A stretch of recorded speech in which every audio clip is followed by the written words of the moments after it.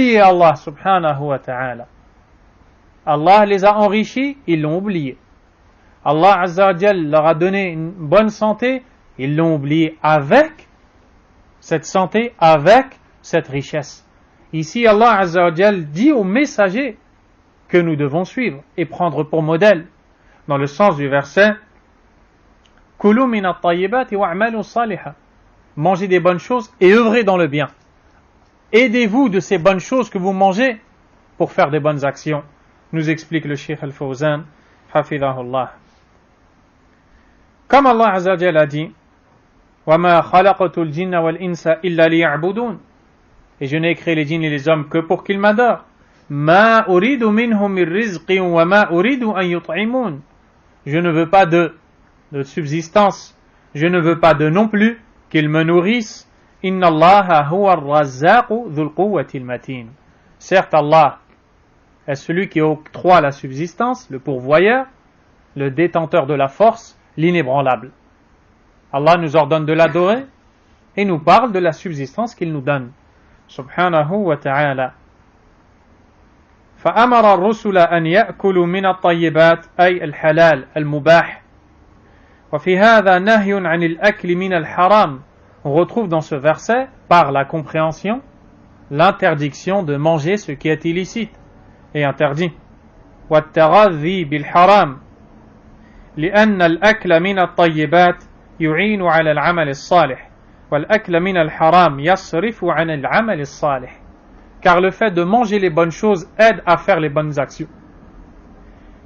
Et le fait de manger les mauvaises choses éloigne des bonnes actions. Regarde, celui qui mange le haram, qui boit le haram, celui dont la subsistance est illicite, il est éloigné des bonnes actions. Des fois, on voit certains d'entre eux dire « Je ne peux pas aller au Hajj. Pourquoi ? Mon argent est sale. Je ne peux pas donner d'aumône. Pourquoi ? Mon argent est sale. » Et quand il vient, ou quand on lui dit de prier, de venir à la mosquée, il se dit « Comment je vais entrer dans cet endroit alors que les vêtements que je porte ont été achetés avec de l'argent sale ?» Qu'est-ce qui se passe ? La subsistance illicite qu'il a mangée l'éloigne de l'adoration d'Allah.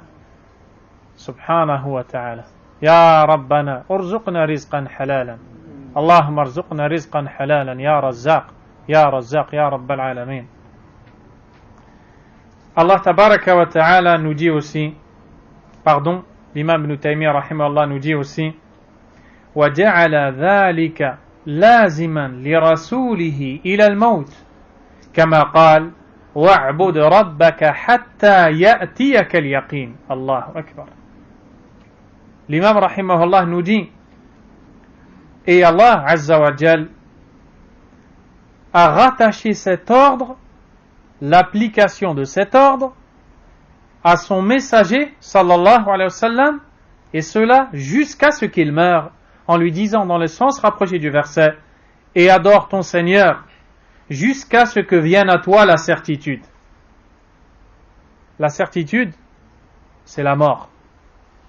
Comme on va le détailler dans les minutes qui arrivent, insha'Allah ta'ala. Qu'est-ce que l'on voit ici ? Le Cheikh Al-Fawzan nous dit وَالْيَقِينُ هُوَ الْمَوْتِ. La certitude, c'est la mort. فَلَيْسَ لِعَمَلِ الْمُسْلِمِ غَايَةٌ دُونَ الْمَوْتِ. Les actions du musulman ne s'arrêtent qu'à la mort. C'est-à-dire les actions que lui fait, n'est-ce pas ? Les actions que lui fait quand il est vivant. Certes, quand il meurt, il reste des actions qui ne cessent de lui tirer profit. Le fait de laisser un enfant pieux qui invoque pour lui, de faire une aumône durable et de laisser une science utile. Mais quand il est vivant, les actions que lui fait pendant qu'il est vivant ne s'arrêtent que quand il meurt. Dans le sens où on ne dit pas il est possible que le serviteur atteigne un niveau tel qu'il n'a plus besoin de faire des bonnes actions. Et cette parole, cette croyance, ce kufr, on le retrouve chez les exagérateurs du soufisme. Roulat au soufiyya. Ils disent, Allah Azza wa Jalla a dit, wa'abud rabbaka hatta ya'tiyaka al-yaqin. Adore ton Seigneur jusqu'à ce que vienne à toi la certitude. ils disent il y a des gens qui ont atteint un degré de certitude tellement fort que n'ont plus l'obligation d'adorer Allah. Ils appellent ces gens-là al-wasil ilallah, celui qui est arrivé à Allah. La ilallah wala ila ridallah wasal. Il n'est arrivé ni à Allah ni à l'agrément d'Allah. Bal huwa al-wasilu ila ash-shaytan ar-rajim. Il est arrivé au diable. Wal-'iyadhu billah. Ce verset a été révélé sur le prophète Mohammed alayhi salatu wassalam. Voyons comment il l'a appliqué. Il priait jusqu'à ce que ses talons s'ouvrent, jusqu'à avoir des plaies. Il n'a cessé d'adorer Allah, d'évoquer son nom jusqu'à la mort. Avant même de mourir, il a invoqué Allah, il lui a demandé le pardon d'Allah. Et c'est le messager d'Allah, alayhi salatu wassalam, pareil pour ses compagnons.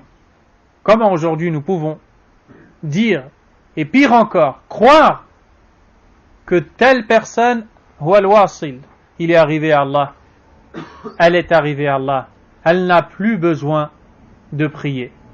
Et qu'est-ce que vous voyez dans les endroits où vivent ces gens-là? C'est que ce fameux wasil, celui qui soi-disant est arrivé à Allah alors qu'il est arrivé à Shaytan, ne prie pas. Les gens lui disent, tu ne pries pas, il y en a wasalt, il a al-yaqin. Je suis arrivé à la certitude, wal-'iyadhu billah. Hada kufrun billah. C'est de la mécréance. Allah Azza wa Jalla a dit au sujet des gens qui seront dans le feu, Ahlun nar. Qalu ma salakakum fi saqar. Qu'est-ce qui vous a conduit dans le feu de Saqar? Les gens, on leur dira, qu'est-ce qui vous a amené ici au feu? Qalu lam naku minal musallin. Écoutez ce qu'ils répondent. Ils diront, nous n'étions pas du nombre des gens qui priaient. On ne faisait pas la prière. Walam naku nut'imul miskin. On ne donnait pas de nourriture aux pauvres. Wa kunna nukadhibu bi yawmiddin. Et nous démentions le jour de la rétribution. On ne croyait pas au jour dernier. Hatta atana al-yaqin. Jusqu'à ce que la certitude vint à nous. Cheikh Abdurrazzaq al-Badr nous dit, qu'est-ce qu'ils vont dire de ce verset? Comment vont-ils expliquer? La certitude, c'est la certitude en Allah. Ils sont arrivés à la certitude, et cette certitude les a conduits à Saqar, dans le feu de l'enfer. Quelle explication égarée! Ce qui est voulu par la certitude, c'est la mort. Ces gens-là, quand on leur dira, qu'est-ce que vous faites ici dans le feu? Il répondra, on a abandonné la prière. On n'a pas obéi à Allah. On s'est opposé à ses ordres jusqu'à que la mort est arrivée à nous. Voilà ce qui est voulu dans ce verset. Wa'bud rabbaka. Adore ton Seigneur hatta ya'tiyaka al-yaqin. Jusqu'à ce que la certitude vienne à toi. Qu'est-ce que l'on retient ici? On retient que cette action qui est al-ibada, cette adoration pour laquelle nous sommes créés, n'a pas de fin jusqu'à notre mort. Nous devons être des serviteurs d'Allah subhanahu wa ta'ala, non pas comme le disent ces exagérateurs du soufisme. Wal-'iyadhu billah. Quel égarement.